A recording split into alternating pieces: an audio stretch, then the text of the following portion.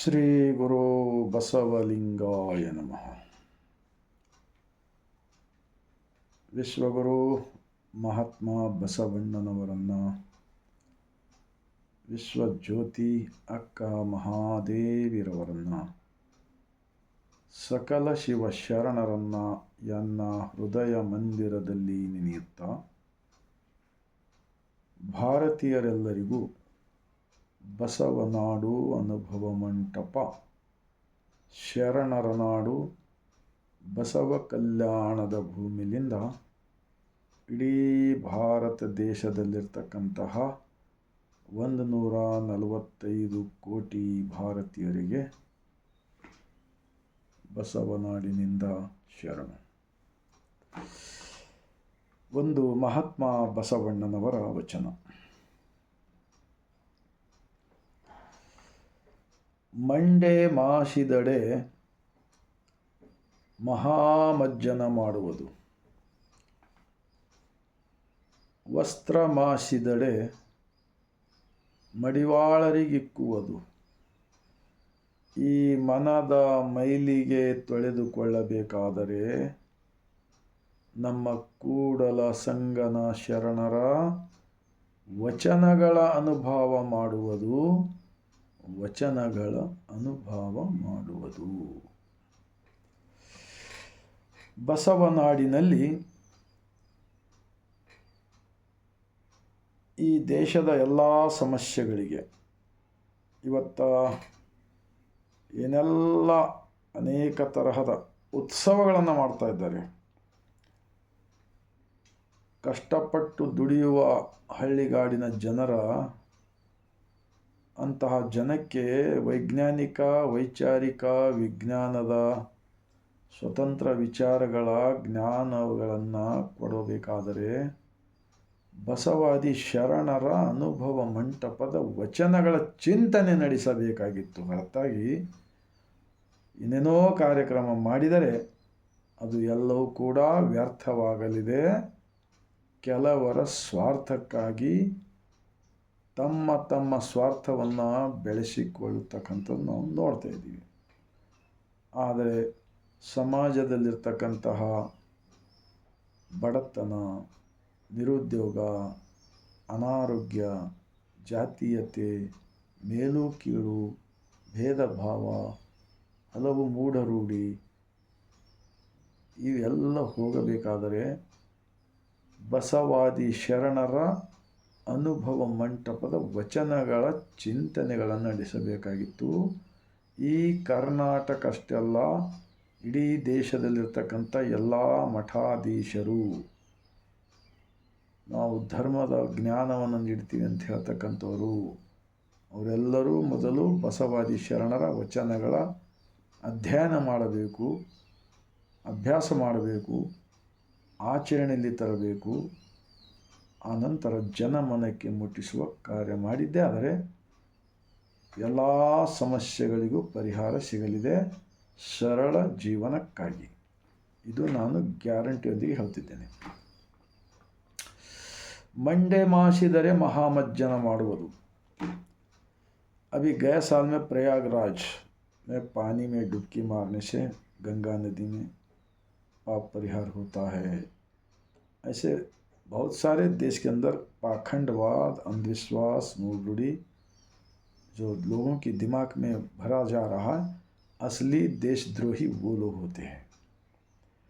महात्मा बसवण्णा जी कहते हैं इस वचन के अंदर, मंडे मासिदरे महामज्जन माडुವುದು मतलब सर मैला होता है, बहुत अच्छा शैम्पू हो, साबुन से धो ले सकते हैं, बाहर से क्लीन होता है.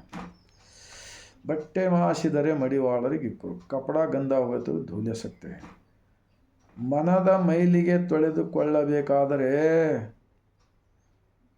ನಿಮ್ಮ ಪ್ರಯಾಗರಾಜ್, गंगा नदी, तीर्थ क्षेत्र, धर्मस्थल, 4 धाम, ये जितने भी तरफ लोगों को फिरा रहा ना, मुग्ध लोगों को, उधर जाने से उन्होंने उल्टा अपना टाइम वेस्ट कर लेगा, धन दौलत वेस्ट खर्च करेगा, उल्टा बाद में जैसी की वैसी रहेगा, गुलाम बनकर ज़िंदगी जीना.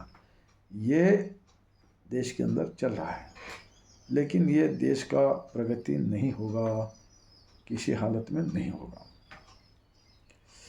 ಮನದ ಮೈಲಿಗೆ ತೊಳೆದುಕೊಳ್ಳಬೇಕಾದರೆ ಬಸವ ಕಲ್ಯಾಣದಲ್ಲಿ ಪ್ರತಿಯೊಂದು ಗ್ರಾಮ ಪಟ್ಟಣಗಳಲ್ಲಿ ಬಸವಾದಿ ಶರಣರ ವಚನಗಳ ಚಿಂತನೆ ನಡೆಯಬೇಕಾಗಿದೆ. ದನ ಕಾಯ್ತಕ್ಕಂಥವ್ರನ್ನ ಬಸವಣ್ಣನವರು ಶರಣರನ್ನಾಗಿ ಮಾಡಿದರು.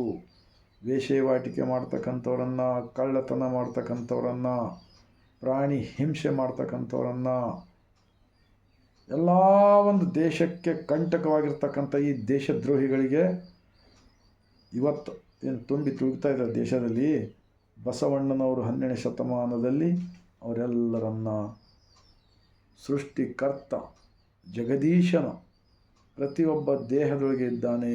ಆ ಕಾರಣಕ್ಕಾಗಿಯೇ ನಾವು ಜೀವಂತವಾಗಿದ್ದೀವಿ. ಈ ಪಂಚ ಇಂದ್ರಿಯಗಳ ಮುಖಾಂತರ ಜಗತ್ಯವನ್ನು ನೋಡುತ್ತಿದ್ದೇವೆ. ಇಂತಹ ಸತ್ಯದ ಕಲ್ಪನೆಯನ್ನು ಜನಮನಕ್ಕೆ ತಲುಪಿಸಲಾರದೆ ಇನ್ನೆಲ್ಲ ಕುತಂತ್ರವನ್ನು ಮತ್ತೆ ಮತ್ತೆ ಮಾಡಲು ಪ್ರಯತ್ನ ಪಡ್ತಾ ಇದ್ದಾರೆ. ಬಸವಾದಿ ಶರಣರ ಒಂದು ಸತ್ಯದ ಚಿಂತನೆಗಳು, ವಚನಗಳಿಗೆ ಇಂತಹ ವಿಚಾರಗಳನ್ನು ಬೆಳೆಸದೆ ಇನ್ನೆಲ್ಲ ಮಾಡಿ ಮತ್ತೆ ಜನರನ್ನು ಗುಲಾಮರನ್ನಾಗಿ ಇಟ್ಕೊಳ್ತಕ್ಕಂಥ ಕಾರ್ಯ ಮಾಡ್ತಾ ಇದ್ದಾರೆ. ನಾವು ನೋಡ್ತಾ ಇದ್ದೀವಿ. ಇದು ನಿಲ್ಲಬೇಕೆನ್ನುವುದೇ ಬಸವಾದಿ ಶರಣರ ಆಶಯವಾಗಿತ್ತು ಎಂದು ಹೇಳುತ್ತಾ, ತಮ್ಮೆಲ್ಲರ ದೇಶಭಕ್ತಿ, ರಾಷ್ಟ್ರಭಕ್ತಿ ಮಾತಾಡ್ತೇವಿಲ್ಲ. ದೇಶಭಕ್ತಿ, ರಾಷ್ಟ್ರಭಕ್ತಿ, ಕುಟುಂಬಗಳು ಸುಧಾರಿಸಿಕೊಂಡು ಎಲ್ಲರ ಕುಟುಂಬಗಳು ಕೂಡಿ ಬದುಕಲು, ಇಡೀ ಭಾರತೀಯರೆಲ್ಲ ನಾವು ಕೂಡಿ ಬದುಕಲು ಈ ಬಸವಣ್ಣನವರ ವಚನ ಒಂದೇ ಒಂದು. ನಾವು ಎಲ್ಲಿ ಇದ್ದೀವಿ, ಯಾವ ಸ್ಥಳದಲ್ಲಿದ್ದೀವಿ, ನಾವು ಅಲ್ಲೇ ನಾವು ಮನಸ್ಸನ್ನು ಶುದ್ಧಿ ಮಾಡಿಕೊಳ್ಳಬಹುದು. ಬ್ರಹ್ಮಾಂಡದ ಲಾಂಛನ ಇಷ್ಟಲಿಂಗದ ಮೂಲಕ ನಮ್ಮ ಅಂತರಂಗದ ಜಗದೀಶನ ಜೊತೆ ಒಂದಾಗಿ ಧ್ಯಾನಿಸಿ ಪ್ರಾರ್ಥಿಸಿ ದಿನನಿತ್ಯ ಧನ್ಯವಾದಗಳನ್ನು ಹೇಳಬಹುದು. ಈ ದೇಹದೊಳಗಿರ್ತಕ್ಕಂಥ ಜಗದೀಶನನ್ನು ದರ್ಶನ ಪಡೆದವರು ನಮ್ಮ ಬಸವಾದಿ ಶರಣರು. ಈ ಸತ್ಯವನ್ನು ಯಾರು ತಿಳಿಯಲಾರದಂತೆ ಏನು ಮತ್ತೆ ಬೇರೆ ದಿಕ್ಕಿಂತ ಕಡೆಗೆ ಕೊಂಡೊಯ್ತಾ ಇದ್ದಾರಲ್ಲ, ಅವರೇ ನಿಜವಾಗಿರ್ತಕ್ಕಂತಹ ಮಾನವ ಲೋಕಕ್ಕೆ ಒಂದು ಹಾನಿಕಾರಕ ಎಂದು. ಈ ಹಾನಿಕಾರಕ ಕಾರ್ಯ ಮಾಡುವುದನ್ನು ಬಿಡಬೇಕು. ಒಂದು ದೊಡ್ಡ ಮನಸ್ಸನ್ನು ಮಾಡಿ, ಹೃದಯವನ್ನು ವಿಕಾಸವನ್ನು ಮಾಡಿಕೊಂಡು, ನನ್ನಂತೆ ಪರರಂತೆ ನಾನು ಎಷ್ಟು ಸುಖವಾಗಿ ಬದುಕ್ತೇನೆ ಅಂತ ಆಸೆ ಇರುತ್ತಲ್ಲ, ಹೀಗೆ ಎಲ್ಲರದ್ದು ಇರುತ್ತದೆ. ಆ ಕಾರಣಕ್ಕಾಗಿ ಅಂದು ಬಸವಣ್ಣನವರು ಜಂಗಮವೇ ಲಿಂಗ, ಲಿಂಗವೇ ಜಂಗಮವೆಂದು ನಂಬಿದಾರಲ್ಲ. ಜಂಗಮವೆಂದರೆ ಯಾವುದೇ ವಿಶೇಷ ಜಾತಿಯಲ್ಲ, ಸಮಾಜವೇ ನನ್ನದು ಎಂದು ತನ್ನ ತಂದೆ ತಾಯಿ ಮನೆಯನ್ನು ಬಿಟ್ಟು ಹೊನ್ನಿನೊಳಗೊಂದೊರೆ ಅನ್ನದೊಳಗೊಂದಗಳ ವಸ್ತ್ರದೊಳಗೆ ಒಂದು ಎಳೆ ಇಂದಿಗೆ ನಾಳಿಗೆ ಎನಗೆ ಬೇಕೆಂದೇನಾದರೆ ನಿಮ್ಮಾಣೆ ನಿಮ್ಮ ಪುರಾತನ ರಾಣೆ ನಿಮ್ಮ ಶರಣರಿಗಲ್ಲದೆ ಮತ್ತೊಂದು ಅರಿಯನಯ್ಯ ಕೂಡಲ ಸಂಗಮ. ಇಂತಹ ಮಹಾನ್ ಬಸವಣ್ಣನವರ ಹೆಸರು ಮೇಲೆ ಅಂತಹ ಬಸವಣ್ಣನವರನ್ನು ಗುಡಿ ಕಟ್ಟುವುದು, ಮೂರ್ತಿಯಲ್ಲಿ ಪ್ರಾಣ ಪ್ರತಿಷ್ಠೆ ಮಾಡ್ತಕ್ಕಂಥ ಸುಳ್ಳು ಹೇಳುವುದು, ಜಾತ್ರೆ ಮಾಡುವುದು, ಇದನ್ನೇ ಮಾಡುತ್ತಾ 900 ವರ್ಷಗಳು ಕಳೆದಲ್ಲ. ಈ ಶರಣರ ಒಂದು ಕಳಕಳಿಯನ್ನು, ಅವರು ಮಾಡಿದ ತ್ಯಾಗ ಬಲಿದಾನಕ್ಕೆ ನಾವು ಏನು ಕೊಟ್ಟಂತೆ ಆಗೋದಿಲ್ಲ. ನಾವು ತಿಳಿದು ತಪ್ಪು ಮಾಡಿದರೆ ಅದು ಸೃಷ್ಟಿಕರ್ತ ನಮಗೆಂದಿಗೂ ಮಾಫ್ ಮಾಡುವುದಿಲ್ಲ, ಕ್ಷಮೆ ಮಾಡುವುದಿಲ್ಲ. ಆ ಕಾರಣಕ್ಕಾಗಿ ಅಂತಹ ವ್ಯಕ್ತಿಗಳು ಮುಕ್ತಿ ಅಂತೂ ಸಿಗುವುದೇ ಇಲ್ಲ ಎಂದು ಹೇಳುತ್ತಾ, ನಾವು ಎಲ್ಲಿ ಇದ್ದೀವಿ ಅಲ್ಲೇ ಮುಕ್ತಿ ಪಡೆಯಬಹುದು. ಅಂತಹ ಕಾರ್ಯ ಇವತ್ತು ನಾವು ನೀವು ಕೂಡಿ ಈ ದೇಹದಲ್ಲಿ ಉಸಿರಿರುವವರೆಗೆ ಮಾಡೋಣ ಎಂದು ಹೇಳುತ್ತಾ, ತಮ್ಮೆಲ್ಲರಿಗೂ ಮತ್ತೊಮ್ಮೆ ಬಾಗಿದ ತಲೆ ಮುಗಿದ ಕೈಲಿಂದ ಶರಣು.